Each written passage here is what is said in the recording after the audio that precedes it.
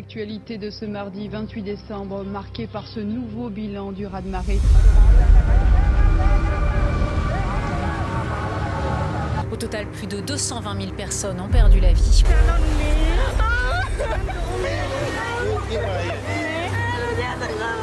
Une fillette française a perdu la vie, victime des vagues de plusieurs mètres de haut.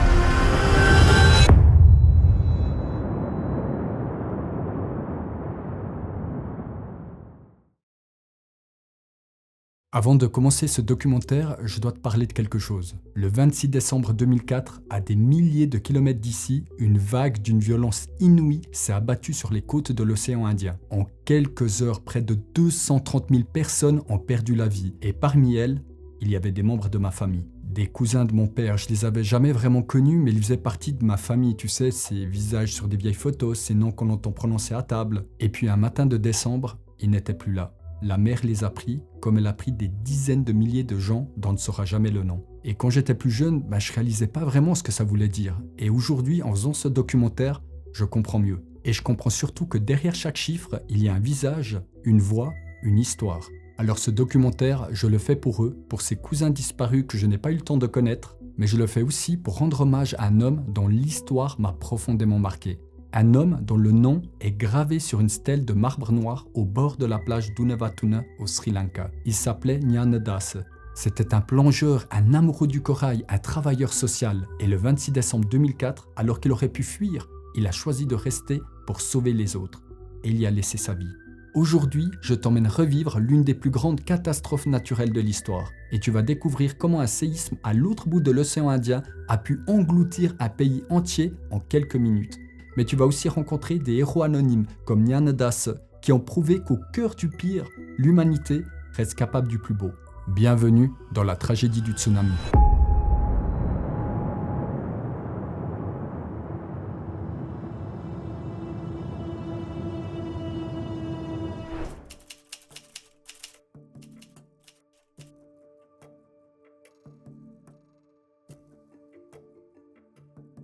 Décembre 2004, le Sri Lanka, ancienne Ceylan, est cette île en forme de larme posée au sud de l'Inde dans l'océan Indien. Une île d'à peine 65 000 km² mais d'une richesse rare. Des montagnes brumeuses au centre, des plantations de thé qui s'étalent à perte de vue, des temples bouddhistes millénaires et tout autour, plus de 1300 km de côtes bordées de plages de sable blanc, de cocotiers et de récifs coralliens. À l'époque, le pays compte environ 19 millions d'habitants. Il vit une période compliquée.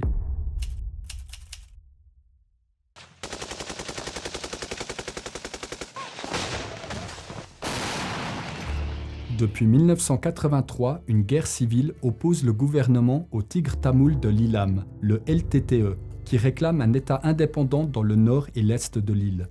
Plus de 65 000 personnes sont déjà mortes dans ce conflit. Pourtant, depuis février 2002, un cessez-le-feu fragile tient à peu près. Les Sri Lankais espèrent enfin pouvoir respirer. Le tourisme repart, l'économie aussi. Sur la côte sud, les hôtels affichent complet pour les fêtes de fin d'année.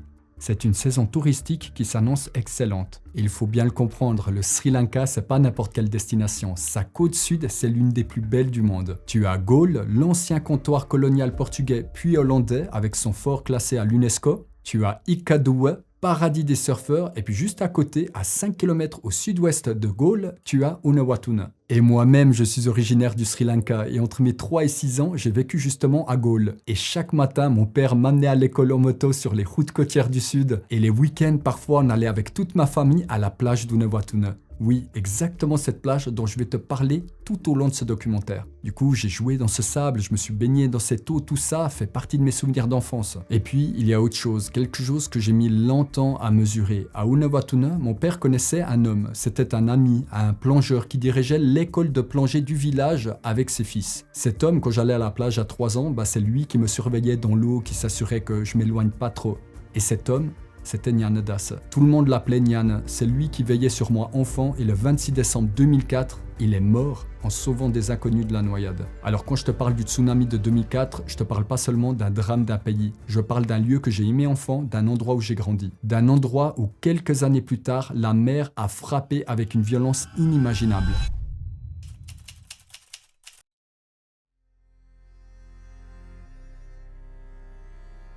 Unawatuna, c'est une longue baie de près de 2 km, protégée par un récif de corail qui s'étend à environ 1 km du rivage.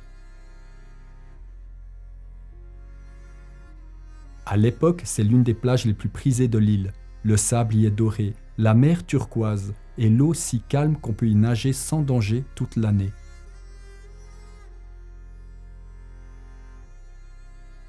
Les guides touristiques la classent régulièrement parmi les plus belles plages du monde.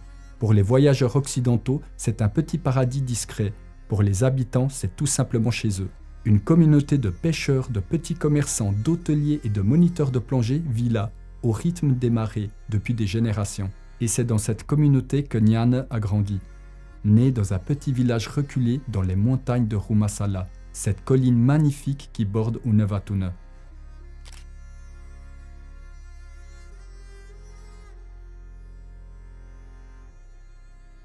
C'est là qu'il a découvert la mer tout petit. À l'école déjà, il ne pense qu'à ça, nager, plonger, disparaître sous la surface. Il apprendra à plonger tout seul par lui-même, à force de volonté. Devenu adulte, Nyane crée à Unawatuna sa propre école de plongée, avec ses 4 fils, tous plongeurs eux aussi. La famille initie les touristes étrangers, leur apprend à nager, les guide dans les eaux turquoises au-dessus des récifs. Pour Nyane, ce n'est pas qu'un métier, c'est une mission. Il dira un jour à un journaliste « Je vis pour que cette mer soit bénie ». Et quand tu connais l'histoire de Nyane Dasse, tu comprends que cette phrase n'a rien d'une formule. Cet homme a passé sa vie à protéger la mer. Et la mer, en retour, lui a donné un don, celui de sauver des vies. Tu vas voir.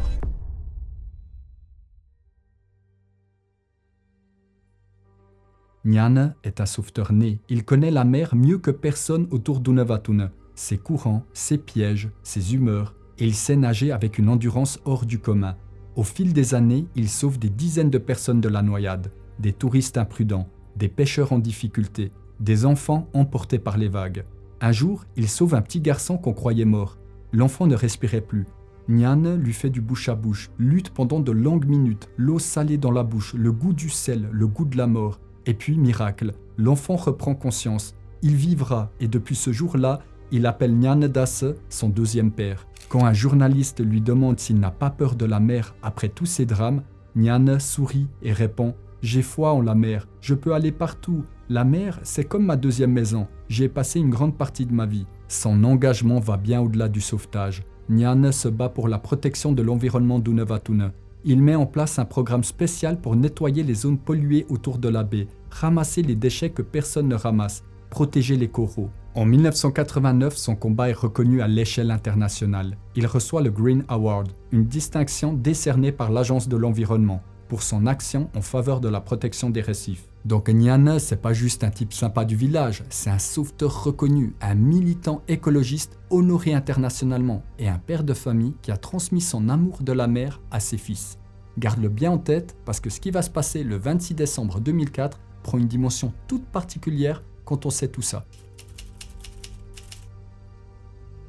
Le 25 décembre 2004, le Sri Lanka, à majorité bouddhiste, vit une journée presque normale, sauf pour la minorité chrétienne qui célèbre Noël. À Unawatuna, comme dans toutes les stations balnéaires de la côte sud, les hôtels débordent de touristes venus d'Europe, d'Australie, d'Israël et d'Inde. Les familles sri-lankaises, elles, préparent le lendemain. Le 26 décembre est un jour férié, un dimanche en plus. Beaucoup ont prévu d'aller à la plage, de pique-niquer, de rendre visite à la famille élargie. Sur la ligne ferroviaire côtière qui relie Colombo à Galle et Matara, un train spécial est prévu pour le matin, le Samudra Devi, surnommé la Reine de la Mer. Plus de 1500 passagers ont déjà réservé. À Unawatuna, ce samedi soir, Nyane rentre probablement chez lui après une journée dans l'eau. Personne ne se doute de rien. Comment pourrait-on se douter ? Le Sri Lanka n'a jamais connu de tsunami majeur dans son histoire récente.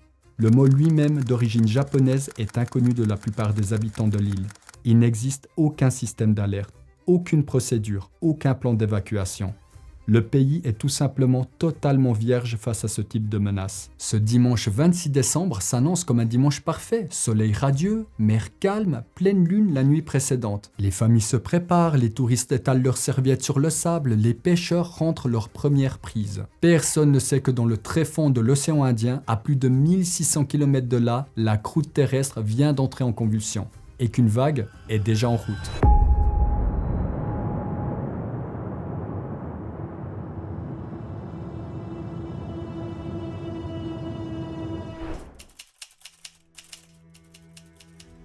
Il est 7h58, heure locale indonésienne, ce dimanche 26 décembre 2004. Au large de la côte ouest de Sumatra, à 30 km sous la surface de l'océan, deux plaques tectoniques cèdent brutalement.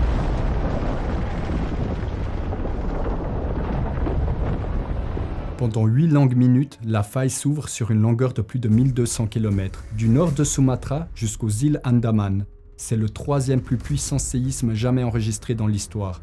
Une magnitude de 9,1 à 9,3. Pour te donner une idée, ce séisme a libéré une énergie équivalente à environ 23 000 bombes d'Hiroshima. Il a littéralement déplacé la croûte terrestre de 15 à 20 mètres. Et dans certains endroits, le fond de l'océan s'est soulevé d'une dizaine de mètres en quelques secondes. C'est tellement violent que la Terre elle-même a vibré pendant des semaines après. La planète a même légèrement modifié sa vitesse de rotation. On parle d'un événement quasi sans précédent dans l'histoire humaine. Et j'exagère même pas. Quand le fond marin se soulève brutalement, l'eau qui se trouve au-dessus se met en mouvement. Une masse d'eau colossale sur des milliers de kilomètres carrés est propulsée vers le haut. En s'écroulant sous son propre poids, elle se transforme en vagues, qui partent dans toutes les directions, à des vitesses dignes d'un avion de ligne, jusqu'à 800 km/h en pleine mer. C'est ça, un tsunami. Et c'est là le piège diabolique du tsunami, parce qu'en pleine mer, la vague, elle est presque invisible. Elle fait en fait que quelques dizaines de centimètres de hauteur qui sont étalés sur des centaines de kilomètres de longueur. Du coup, les bateaux ne la sentent même pas passer à ce moment-là. Mais quand elle s'approche d'une côte, le fond marin remonte, l'eau s'accumule et la vague se redresse comme un mur. Et ce qui était du coup quelques dizaines de centimètres en haute mer peut devenir 10, 20, 30 mètres en arrivant au rivage. 15 à 20 minutes après le séisme, les premières vagues frappent les côtes de Sumatra. À Banda Aceh, capitale de la province d'Aceh, des vagues hautes de 30 mètres déferlent à plus de 30 km/h sur des kilomètres à l'intérieur des terres. En certains endroits, elles ont même atteint 50 mètres, la hauteur d'un immeuble de 15 étages. La vague a balayé tous les bâtiments. Elle a tout emporté et tué beaucoup de gens. C'est une apocalypse instantanée. Plus de 165 000 personnes vont y laisser la vie. C'est, et de très loin, le pays le plus durement touché. Mais le tsunami, lui, continue sa course, comme une onde sur un étang, mais à l'échelle de l'océan Indien. Il file vers la Thaïlande, vers l'Inde, et il file aussi plein ouest vers le Sri Lanka.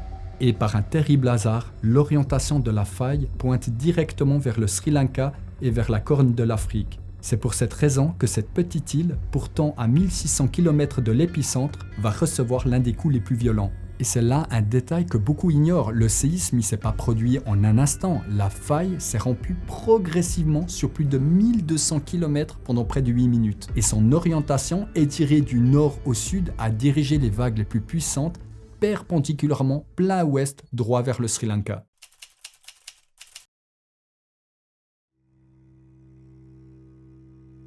Pendant ce temps, au Sri Lanka, il n'est encore que 7 h du matin. Le pays est en avance de 1h30 sur l'Indonésie. La plupart des gens dorment encore.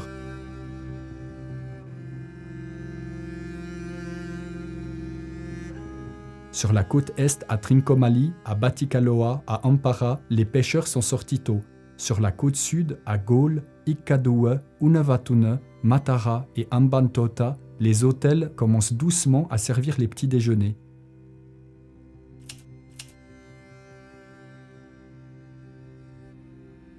À 8h30, le train Samudra Devi, la reine de la mer, quitte la gare de Colombo en direction de Matara. Plus de 1500 passagers sont à bord, certains debout dans les couloirs tellement le train est plein.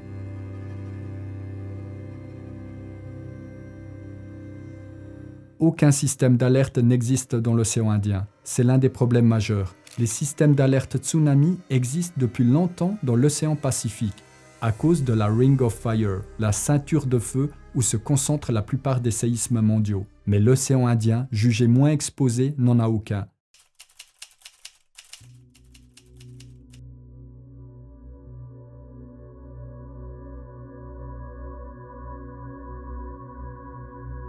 À Honolulu, le Pacific Tsunami Warning Center détecte le séisme dès 8 heures, heure locale. Les opérateurs comprennent qu'il s'agit d'un méga séisme, mais ils n'ont aucun contact officiel au Sri Lanka, en Inde, aux Maldives ni en Thaïlande. Ils tentent de joindre les ambassades, sans succès. Le téléphone sonne dans le vide.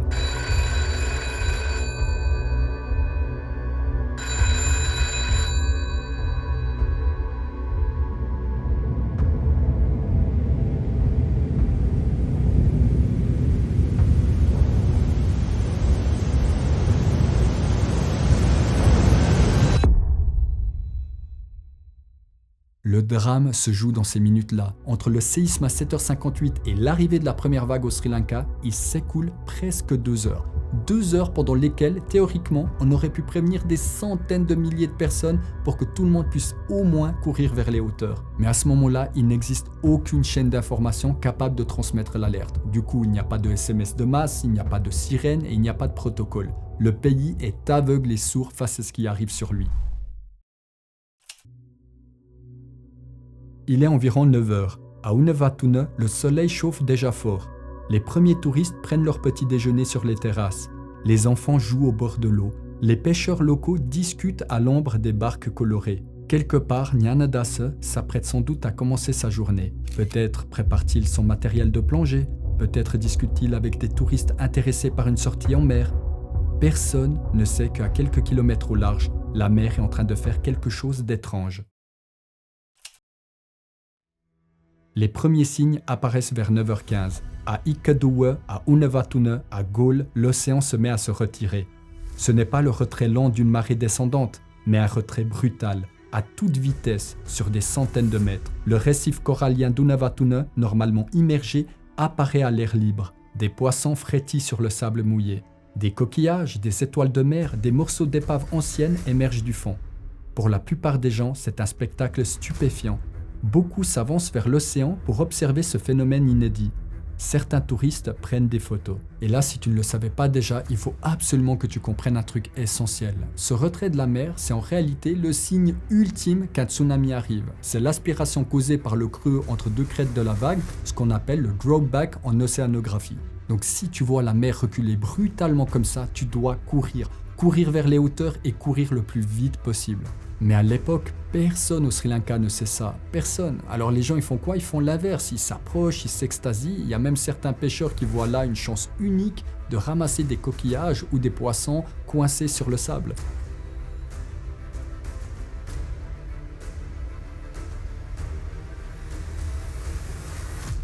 Quelques minutes plus tard, à l'horizon, une ligne blanche apparaît. Au début, on dirait juste de l'écume au loin. Puis, on entend un grondement, comme un train de marchandises qui approche. La ligne blanche grandit, elle devient une muraille.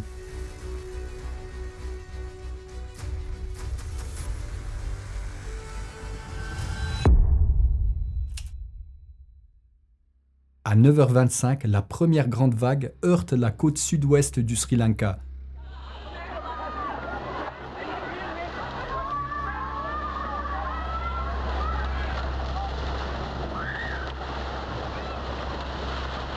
Hauteur entre 3 et 9 mètres selon les endroits. Vitesse à l'impact 35 à 50 km/h. Force destructrice pratiquement infinie, car une vague de tsunami ne s'écrase pas comme une vague normale. Elle continue d'avancer, elle pousse, elle écrase tout sur des centaines de mètres, parfois des kilomètres à l'intérieur des terres. Sur la côte sud, à Gaule, l'eau monte jusqu'à 10 mètres et pénètre jusqu'à 2 km à l'intérieur des terres.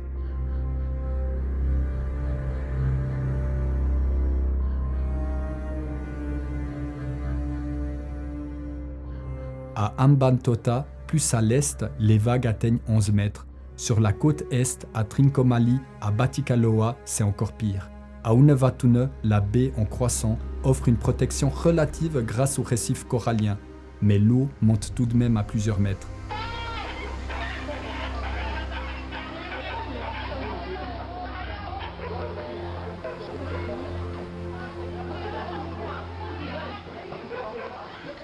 Le récif, ce mur de corail que Niane a passé tant d'années à protéger, va ralentir la première vague et atténuer son énergie. Sans lui, le bilan à Unawatuna aurait été bien pire. Mais ça n'empêchera pas le drame. Et voilà l'ironie tragique. Les coraux protégés par Niane pendant des années sauvent des vies ce matin-là, en faisant justement écran à la vague. Mais lui, il ne le saura jamais, parce qu'au moment où la vague frappe, Niane est sur la plage, il est dans l'eau et il est au milieu du chaos. Et ce qu'il va faire dans les minutes qui suivent, on va y revenir après, c'est probablement l'un des actes les plus courageux de ce 26 décembre 2004. Sur la voie ferrée côtière, à environ 90 km au sud de Colombo, le train Reine de la Mer roule à pleine charge. Plus de 1700 personnes sont entassées dans ces wagons, beaucoup de gens debout, certains accrochés aux portes. Le train traverse le village de Peralia, et c'est précisément là, à cet endroit précis, que l'inimaginable va se produire. Vers 9h30, la première vague frappe la voie ferrée. Le conducteur freine d'urgence. Les passagers, paniqués, sortent du train ou s'y accrochent. Beaucoup d'habitants du village courent vers le train, pensant qu'il les protégera de la vague. Le train devient une sorte de refuge improvisé pour des centaines de personnes. Mais quelques minutes plus tard, une deuxième vague, encore plus puissante, arrive. Elle soulève littéralement les wagons, les arrache de leurs rails et les projette sur des dizaines de mètres dans la jungle environnante. Le train se désintègre.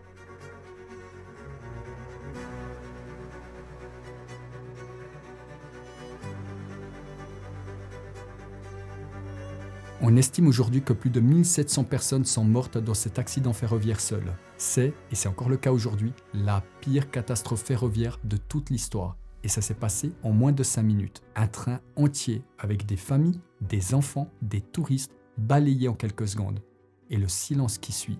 Et puis peu à peu, les cris. À Gaule, à Ikadoua, le même scénario se rejoue dans des dizaines de lieux. Et c'est là qu'intervient un détail crucial du tsunami sri-lankais. Il n'y a pas eu une, mais plusieurs vagues. La deuxième, qui arrive entre 15 et 30 minutes après la première, est presque toujours la plus puissante. Or, dans l'intervalle, beaucoup de survivants pensent que c'est fini. Ils reviennent sur la plage chercher des proches, des affaires, leurs enfants. Et c'est à ce moment-là que la deuxième vague les emporte. C'est ce qui explique en grande partie le bilan effroyable. En l'espace de 30 minutes, des dizaines de milliers de Sri Lankais et de touristes étrangers viennent de perdre la vie. Des villages entiers sont rayés de la carte et pourtant le reste du pays, à l'intérieur des terres, ne sait encore presque rien de ce qui vient de se passer sur ses côtes. Comment le Sri Lanka va-t-il réagir face à un drame d'une telle ampleur sans aucune préparation? Et qu'est-il advenu de Niane au milieu de cette catastrophe?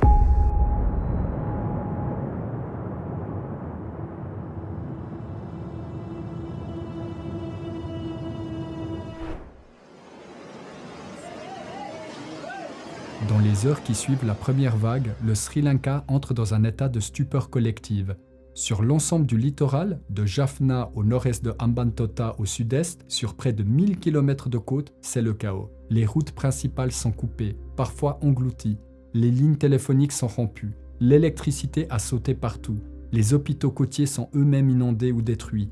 Le pays est complètement paralysé sur son périmètre. Le tableau est apocalyptique. Les hôtels en bord de plage sont éventrés, leurs murs effondrés. Les barques de pêche se retrouvent à 200 mètres à l'intérieur des terres, échouées dans les jardins et les ruelles. Des arbres centenaires sont déracinés. L'eau, salée et boueuse, recouvre tout sur plusieurs centaines de mètres. Et partout, des corps. Sur les plages, dans les ruines, dans les arbres, parfois sur les toits des maisons les plus solides.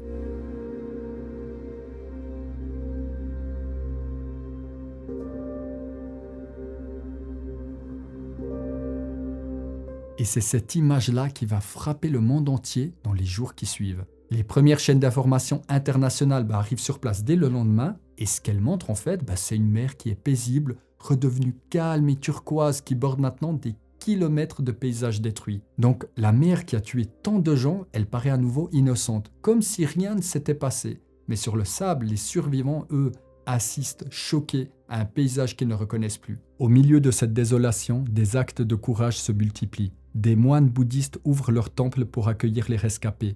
Des familles partagent leurs dernières réserves de riz. Des pêcheurs qui ont perdu leur bateau et parfois leur famille entière se transforment en sauveteurs improvisés, fouillant les décombres à la recherche de survivants. Et c'est là, dans ce ballet désespéré du sauvetage, qu'intervient l'histoire de Niane Dase. Pendant longtemps, on n'a su que peu de choses précises sur ce qu'a fait Niane le matin du 26 décembre. Sa stèle commémorative, érigée 3 mois plus tard à Uluwatuna, dit simplement « Quand la mer a essayé de prendre la vie des autres, tu as tendu la main, tu as sauvé leur précieuse vie. » Mais il existe une autre source, un témoignage de première main, un article publié dans le grand journal sri-lankais Divaina, le 2 janvier 2005, soit une semaine seulement après le drame. L'article est signé par la journaliste Priyanka Kavanugode, qui s'était rendue à Galle le 18 décembre 2004, 8 jours avant le tsunami, sur les conseils de son collègue photographe Sugatapala Mendis, un correspondant local qui connaissait personnellement Nyana Dasse. Imagine seulement, la journaliste et le photographe passent une journée entière avec Nyana à Uluwatuna dans son école de plongée. Il l'écoute raconter ses sauvetages, sa philosophie, son amour de la mer. Et avant qu'il reparte, Nyana leur dit « Revenez me voir à Galle quand vous le pouvez ». Et eux, ils promettent de revenir. Ils rentrent à Colombo et le dimanche suivant, le 26 décembre, la mer déferle. Et ils comprennent qu'ils ne le reverront jamais. Mais grâce à cet article, on sait ce que Nyana a fait ce matin-là. Quand la première vague frappe Uluwatuna vers 9h25, Nyana est sur la plage. Plongeur expérimenté, il aurait largement eu la possibilité de fuir vers les hauteurs. Mais il ne fuit pas, il plonge dans le chaos, il nage, il tire vers la rive des hommes, des femmes, des enfants qu'il ne connaît pas. Des gens qui se noient, qui s'accrochent et qui hurlent. Ce matin-là, Nyana sauve 8 personnes des griffes de la mer. 8 vies arrachées à la mort qui continueront grâce à lui. Et il y a quelque chose qu'on ne peut pas dire sans que ça nous serre la gorge. Pendant que Nyana sauve ces 8 inconnus, son propre fils, plongeur lui aussi dans l'école familiale, est emporté par les vagues. Et lui aussi se noie. Nyana continue à sauver des étrangers et on ne sait pas s'il a su tout de suite ou s'il a essayé de le sauver. On sait juste que ce père de famille a continué à plonger, à ramener des inconnus à la vie pendant que son propre enfant disparaissait dans la mer. Et puis, à un moment, la mer le prend. La deuxième vague ou la troisième. Peut-être pris par un courant trop fort, peut-être épuisé après avoir trop donné. La mer qu'il aimait tant, celle qu'il appelait sa deuxième maison, l'a emporté pour de bon. Nyana Dasse n'a pas survécu à cette journée. Au total, sur l'ensemble de sa vie, on estime qu'il aurait sauvé 58 personnes de la noyade. 50 avant le tsunami, 8 ce matin-là. Mais le 26 décembre 2004, même lui n'a pas pu lui échapper. La mer a emporté son fils, puis elle l'a emporté à son tour. Il avait toute une famille, une femme, 4 fils, une école qui marchait bien. Il aurait pu fuir, personne en fait lui aurait reproché de sauver d'abord les siens. Mais il a choisi de plonger vers des inconnus. Et pas une fois, 8 fois. Et c'est ça l'héroïsme dans sa forme la plus pure. Pas celui qu'on voit dans les films ou dans les grandes déclarations. Mais l'héroïsme d'un homme qui ne pouvait pas faire autrement. Parce que c'est simplement qui il était. Nyana n'est pas seul dans son cas. Partout sur la côte sri-lankaise, des dizaines de héros anonymes ont fait la même chose. Des maîtres nageurs, des guides touristiques, des moniteurs de plongée, des pêcheurs. Beaucoup ont sauvé des vies, beaucoup en ont laissé. Son nom à lui est désormais inscrit dans la mémoire collective du village.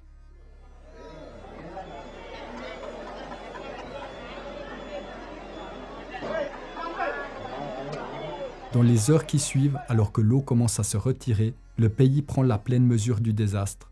Le gouvernement sri-lankais, dirigé par la présidente Chandrika Kumaratunga, déclare l'état de catastrophe nationale dans l'après-midi du 26 décembre.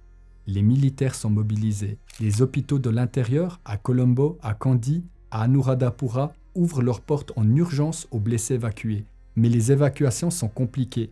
Les routes côtières, notamment l'autoroute Galle Road, sont en grande partie impraticables. Les blessés mettent parfois 12 heures pour atteindre un hôpital qui se trouve à 80 km. Le premier bilan officiel, communiqué dans la soirée du 26 décembre, fait état de 1700 morts au Sri Lanka. Le 27 décembre au matin, ce chiffre passe à 10 000. Le 28 décembre, 12 600. Le 31 décembre, 27 589. À ce moment-là, personne ne sait encore qu'il va continuer à monter et à monter et à monter. Et c'est important de comprendre que ce délai, il n'est pas dû à la mauvaise foi du gouvernement. En fait, le pays, il est tellement détruit sur ses côtes que les autorités elles-mêmes ne savent pas ce qui s'est passé. Donc il faut envoyer des équipes par hélicoptère pour aller voir village par village. Et dans certaines zones, comme le nord-est est contrôlé par les tigres tamouls, le gouvernement n'y a même pas accès. Du coup, le bilan final, il ne sera connu que des mois plus tard. Pendant ce temps, la solidarité internationale se met en place à une vitesse jamais vue. Dès le 27 décembre, des avions cargo militaires d'Inde, des États-Unis, de Singapour, d'Australie commencent à atterrir à l'aéroport de Colombo. Les ONG arrivent aussi, la Croix-Rouge, Médecins sans frontières, le Programme alimentaire mondial. Le pape Jean-Paul II, gravement malade, prend la parole pour appeler à la générosité du monde entier. La générosité, justement, est sans précédent. En quelques semaines, plus de 14 milliards de dollars seront récoltés à travers le monde pour les pays touchés. C'est à ce jour l'une des plus grandes mobilisations humanitaires de l'histoire moderne. 3 jours après le tsunami, le monde entier a les yeux rivés sur le Sri Lanka. L'argent commence à affluer, les sauveteurs étrangers aussi, mais ce qui se joue dans les semaines qui suivent va être tout aussi crucial. Comment le pays va gérer une crise humanitaire de cette ampleur? Et surtout, comment il va faire alors qu'il y a une guerre civile non résolue qui divise toujours son territoire?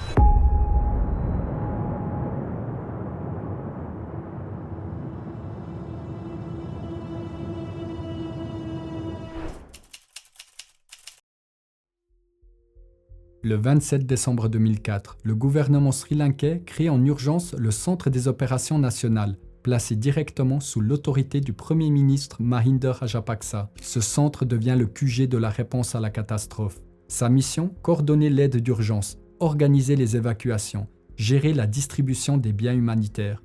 Mais le défi est immense. Sur les 25 districts que compte le pays, 12 sont gravement touchés. Près de 900 000 personnes sont déplacées. 79 000 maisons sont détruites ou endommagées, et les chiffres ne cessent d'empirer. Le problème majeur, c'est que le Sri Lanka n'a aucune structure dédiée à la gestion des catastrophes naturelles. Avant 2004, lorsqu'un événement naturel se produisait sur l'île, c'était le ministère le plus concerné qui s'en occupait, souvent au cas par cas. Il n'y avait pas de plan d'urgence national, de coordination centrale ou de cellule de crise prête à être activée. Le pays improvise donc en pleine catastrophe ce qu'il aurait dû construire dans la durée. Et le contexte politique complique tout. Depuis plus de 20 ans, le Sri Lanka est en guerre civile. Et le LTTE, donc les Tigres tamouls, contrôle le nord et l'est de l'île, exactement les zones les plus touchées par le tsunami. Il y a 8000 morts rien que dans leur territoire. Et voilà le dilemme. Pour acheminer l'aide jusqu'à là-bas, le gouvernement doit négocier avec les rebelles. Mais négocier avec eux, c'est déjà les reconnaître comme un pouvoir légitime. Et pour Colombo, c'est inacceptable. Dans les premières semaines, une forme de coopération inédite se met en place. Les ONG internationales servent de pont entre les deux camps. Une partie de l'aide humanitaire passe par le LTTE pour atteindre les populations tamoules. Certains observateurs y voient à l'époque l'espoir d'une réconciliation. Si la nature a frappé sans distinguer les ethnies, peut-être les Sri Lankais apprendront-ils à se réconcilier face à un ennemi commun. Mais cet espoir va vite être déçu. Dès le printemps 2005, des tensions ressurgissent autour de la répartition de l'aide. Et en quelques années, le pays va replonger dans la guerre.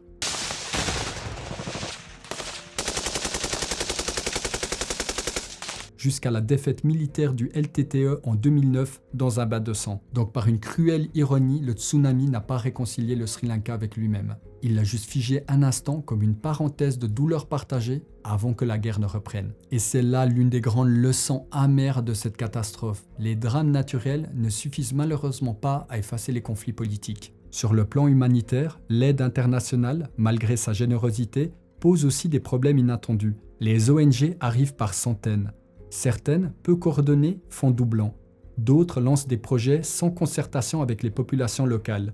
On donne des bateaux à des villages qui n'avaient pas besoin de plus de bateaux, et rien à ceux qui en avaient désespérément besoin. On construit des maisons selon des normes occidentales, sans tenir compte des habitudes culturelles. Certaines reconstructions sont magnifiques sur le papier, mais inhabitables en pratique, trop chaudes, sans ventilation, ou loin de la mer pour les pêcheurs qui ont besoin d'y rester. Et puis, il y a la fameuse zone tampon. Quelques semaines après le tsunami, le gouvernement décide d'interdire toute reconstruction dans une bande de 100 mètres le long de la côte sud et de 200 mètres le long de la côte est.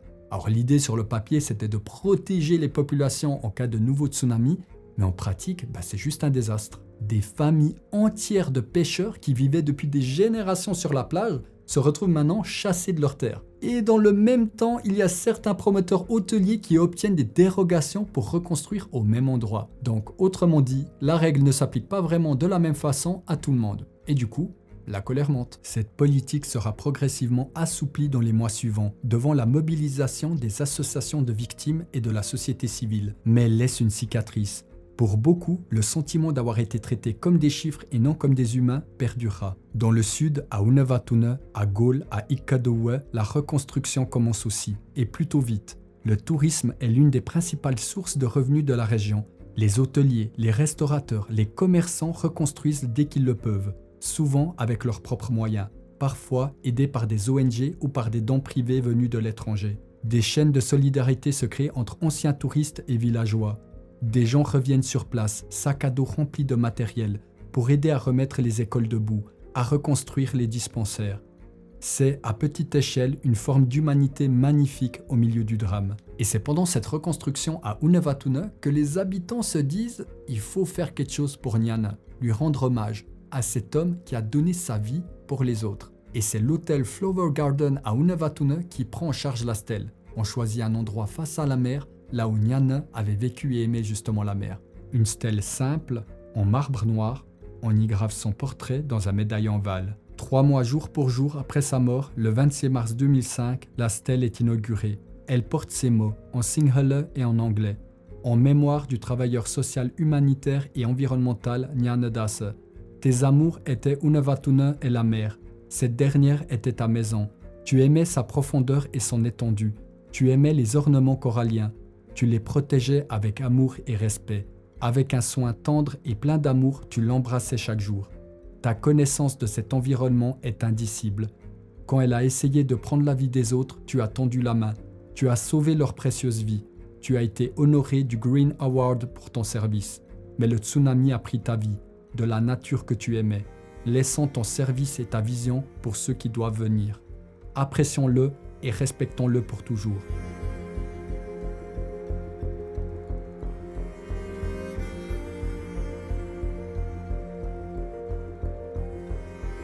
Trois mois après le drame, le Sri Lanka commence à se reconstruire. À Unawatuna, il y a une petite stèle qui rappelle qu'il y avait là un homme hors du commun comme Nyana Dasa, mais derrière ces histoires individuelles, c'est tout un pays qui doit faire face à un bilan énorme, comme il n'en a jamais connu.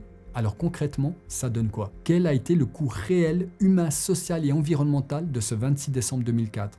Et comment mesurer l'ampleur d'une telle catastrophe?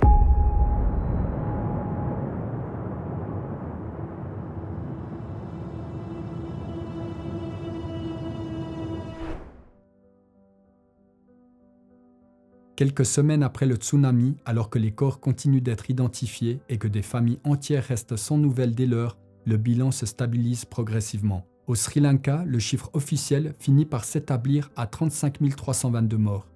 Mais beaucoup d'experts considèrent que le vrai bilan est probablement plus proche de 40 000 à 45 000, en tenant compte des disparus jamais retrouvés. Parmi les victimes, au moins 10 000 enfants. Le tsunami a frappé un dimanche matin, jour de plage, jour de famille, jour de marché. Les enfants étaient partout. À l'échelle régionale, le bilan total du tsunami du 26 décembre 2004 atteint environ 228 000 à 230 000 morts dans 14 pays. L'Indonésie paye le tribut le plus lourd avec plus de 167 000 victimes, suivi du Sri Lanka, de l'Inde avec environ 18 000 morts, notamment dans les îles Andaman et Nicobar, et de la Thaïlande, avec plus de 8 000 morts dont environ la moitié étaient des touristes étrangers. Des décès sont aussi recensés jusqu'en Somalie, à plus de 5 000 km de l'épicentre, où la vague a tué environ 300 personnes. Au Sri Lanka, l'ampleur du drame est telle que tout le monde, sans exception, connaît quelqu'un qui a perdu quelqu'un. Tu te rappelles ce que je te disais au début? Des cousins de mon père sont parmi ces victimes. Et c'est exactement ça le tsunami, un drame collectif qui à l'intérieur se vit comme une multiplication de drames individuels.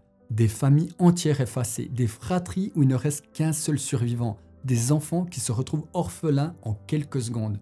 On estime d'ailleurs qu'au Sri Lanka, environ 5000 enfants ont perdu au moins un de leurs parents. L'impact économique est lui aussi vertigineux. Environ 1 million de Sri Lankais ont perdu leur logement. 80% de la flotte de pêche du pays a été détruite. On parle de plus de 70 000 bateaux endommagés ou anéantis. Or, le secteur de la pêche emploie directement plus de 250 000 personnes au Sri Lanka. Du jour au lendemain, c'est une partie significative de l'économie côtière qui s'effondre. À ça s'ajoutent les dégâts dans le tourisme, le commerce, l'agriculture et les infrastructures. Le coût total de la reconstruction est estimé à plus de 3 milliards de dollars américains. Mais derrière les chiffres, il y a les traumatismes. Et ils sont profonds, ils durent et parfois ils se transmettent d'une génération à l'autre. Et d'ailleurs, selon les psychologues, le deuil sans corps, sans tombe est l'une des plus difficiles à traverser. Et puis, il y a ces autres victimes auxquelles on pense moins, les rescapés étrangers. Le tsunami du 26 décembre 2004 a tué environ 9000 touristes et résidents étrangers à travers l'océan Indien, dont plus de 500 Suédois, plus de 500 Allemands, des centaines de Britanniques, de Français, de Suisses, de Néerlandais et d'Australiens. Les chaînes d'information occidentales tournent en boucle pendant des semaines sur ces récits de familles disparues à l'autre bout du monde. Le phénomène a violemment secoué l'Asie, provoquant des tsunamis, des vagues géantes. Une fillette française a perdu la vie, victime des vagues de plusieurs mètres de haut. L'actualité de ce mardi 28 décembre, marquée par ce nouveau bilan du raz-de-marée. Au total, plus de 220 000 personnes ont perdu la vie. Beaucoup ont été enterrées dans des fosses communes. Et pour beaucoup de pays, c'est aussi une remise en question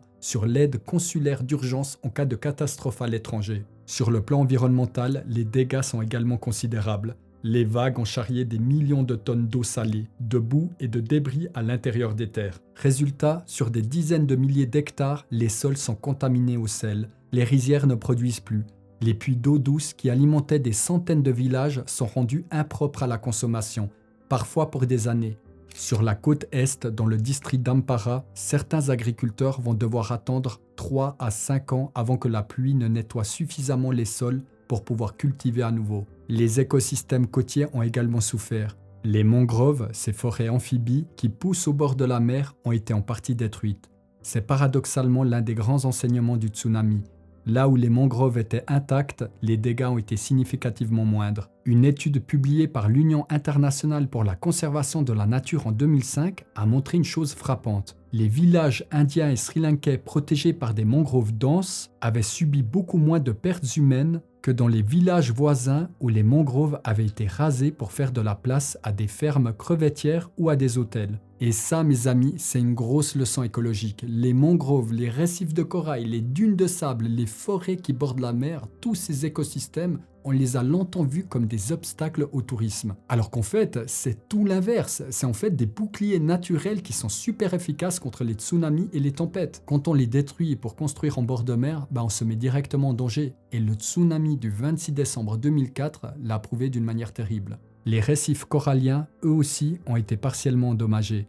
À Unavatuna, comme dans plusieurs autres baies du Sri Lanka, une partie des coraux a été brisée par la force des vagues ou enfouie sous des sédiments charriés par le retour de l'eau. Mais ces récifs avaient une double fonction: protéger les côtes et constituer la base d'un écosystème marin riche dont dépendaient à la fois les pêcheurs et le tourisme de plongée. C'est l'œuvre d'une vie que des gens comme Nyana Dasse avaient consacrée à protéger, et qu'il aura suffi d'une seule matinée pour endommager gravement. C'est sans doute l'un des héritages les plus poignants de Nyana. Son combat pour les coraux qu'il a mené pendant des années est aujourd'hui repris par d'autres. À Unavatuna, des collectifs de plongeurs locaux et internationaux ont lancé dans les années qui ont suivi des programmes de restauration corallienne. Donc on replante du corail, on surveille la qualité de l'eau et surtout on éduque les jeunes générations.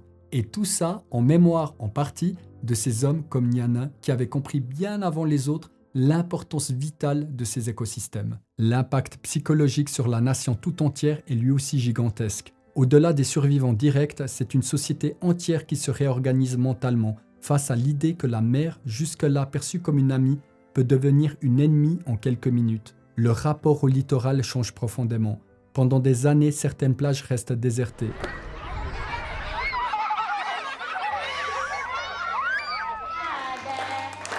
Les écoles primaires intègrent des cours sur les tsunamis. Les enfants apprennent à reconnaître les signes annonciateurs, le retrait soudain de la mer, le grondement à l'horizon. Ce qu'aucun adulte ne savait avant 2004 devient un savoir transmis dès l'enfance. 20 ans plus tard, où en est-on? Comment le Sri Lanka et plus largement le monde ont-ils tiré les leçons de cette catastrophe? Et que reste-t-il aujourd'hui de la mémoire d'hommes comme Nyana Dasse, ces héros anonymes que la grande histoire a tendance à oublier?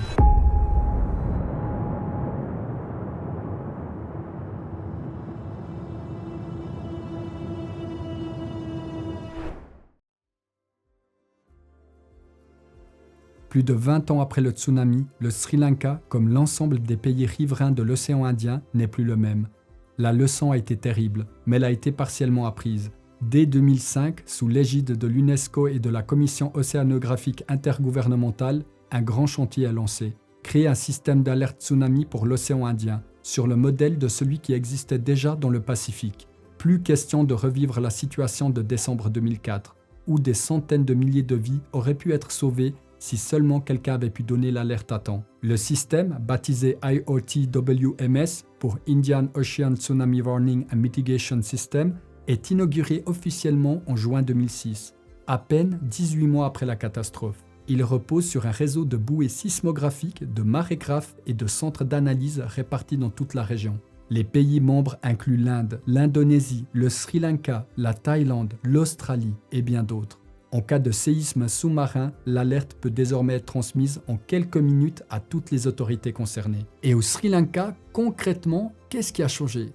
Pas mal de choses en fait. En 2005, le Parlement vote une grande loi, le Disaster Management Act, et cette loi crée une nouvelle agence, le Disaster Management Center, autrement le DMC. Et c'est désormais en fait cette agence qui s'occupe de tous les risques naturels, donc le tsunami, mais aussi les cyclones, les inondations et les glissements de terrain. Et le DMC, il a un centre opérationnel ouvert 24 heures sur 24. Du coup, il peut donner l'alerte par SMS, par radio ou par des sirènes installées dans les villages au bord de la mer. Des tours d'alerte ont été construites à intervalles réguliers sur tout le littoral sri-lankais. Ces tours, équipées de sirènes puissantes, peuvent prévenir simultanément des milliers de personnes en cas de menace. Des exercices d'évacuation sont organisés chaque année.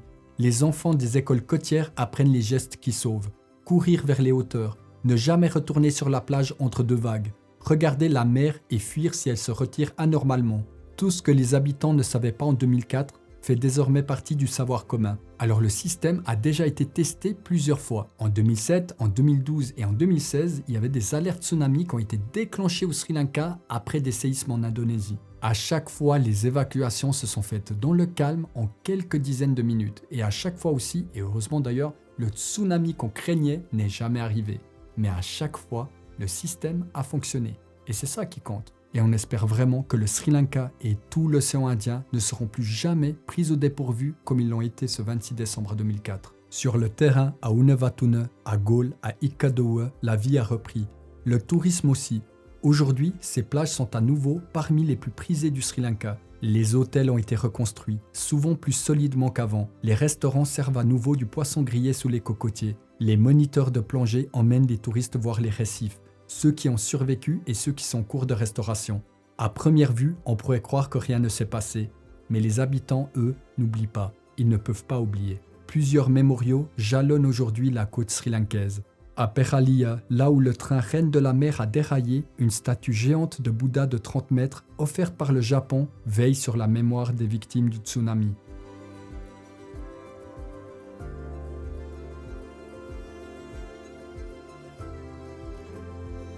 À Ikadoua, de petits musées privés recueillent les photographies et les témoignages des survivants.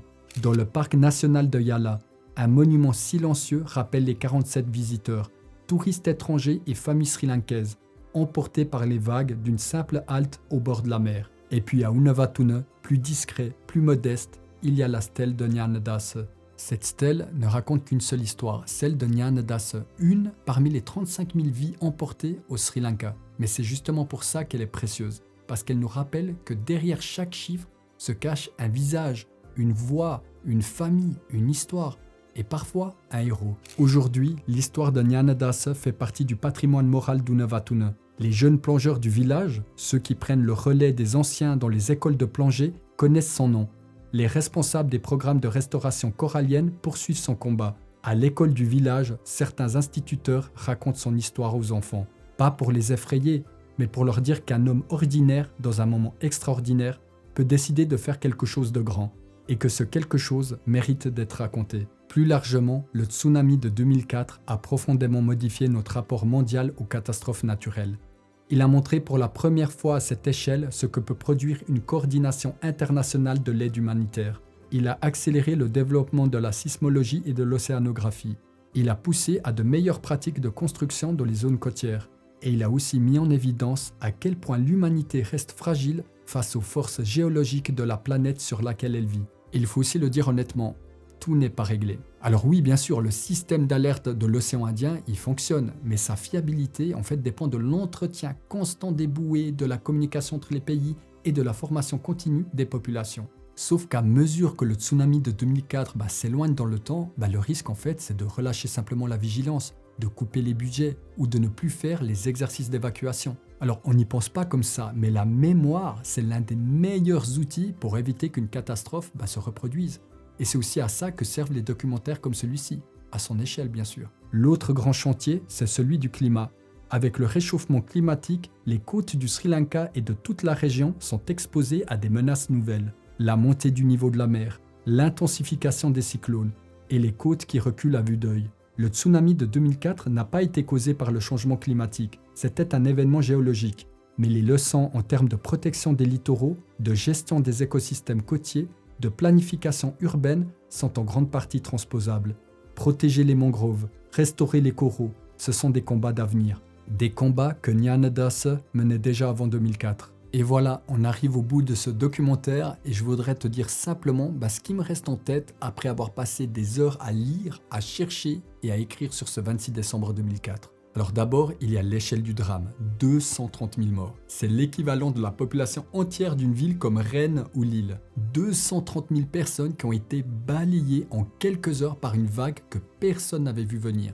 Et rien qu'au Sri Lanka, il y a 35 000 morts. Et en fait, quand on regarde comme ça, c'est un drame qui dépasse complètement ce qu'on peut imaginer. De loin comme ça paraît vraiment irréel. Et pourtant, c'est bien arrivé. Sur des plages où des gens se baignaient quelques minutes avant. Et comme je te le disais au début, j'ai des cousins de mon père qui sont parmi ces victimes. Et faire ce documentaire, ça a été une manière pour moi de leur rendre hommage, de faire vivre leur mémoire et de ne pas les laisser disparaître dans l'anonymat froid des statistiques. Parce que chaque mort de ce 26 décembre 2004 était quelqu'un. Quelqu'un qu'on aimait, quelqu'un qui aimait, et quelqu'un avec ses projets, ses rires, ses peurs et son histoire. Et puis il y a Nyana Das, cet homme dont je me souvenais presque plus, mais qui faisait pourtant partie de mes premières années au Sri Lanka. Nyana, comme mon père l'appelait, cet homme qui me surveillait dans l'eau quand j'étais petit et que je n'aurais jamais imaginé qu'un jour j'aurais l'honneur de raconter son histoire. Une personne comme toi et moi, un plongeur, un amoureux des coraux, un travailleur social. Et pourtant, ce matin-là, il a fait quelque chose que peu de gens auraient eu le courage de faire.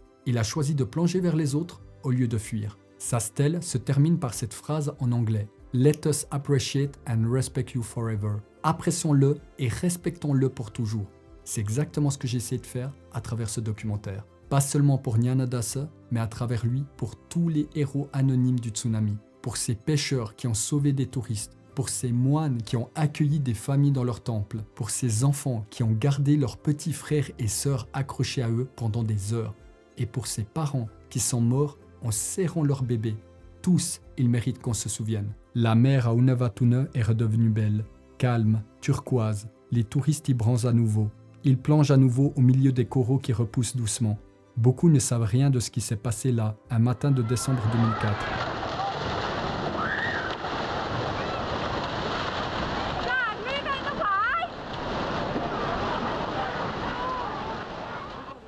Et c'est peut-être normal, la vie continue. Mais à un détour du sentier, à l'ombre d'un arbre, ils peuvent tomber sur une stèle de marbre noir.